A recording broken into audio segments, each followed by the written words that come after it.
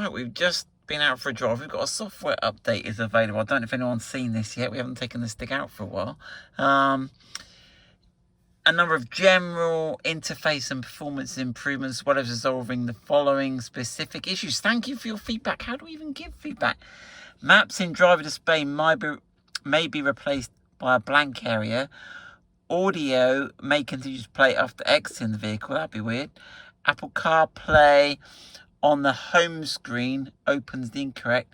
The interface for the suspension ride height may freeze.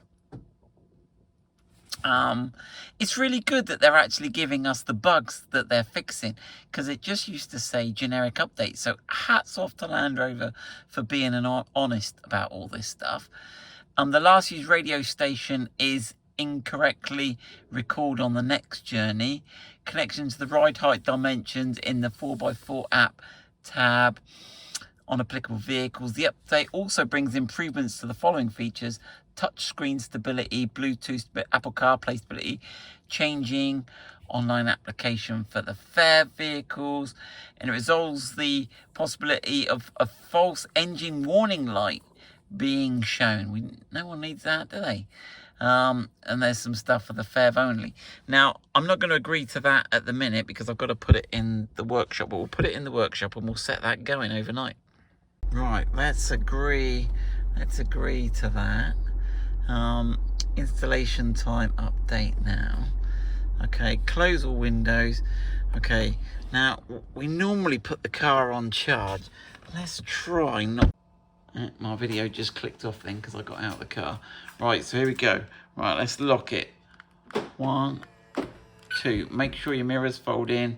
No beeps. Right, we'll join you again in the morning. We'll see if the STIG updates overnight. We have left the STIG overnight. Has the software uploaded? Right, Right, he's unlocked. Let's jump inside and see. Right then.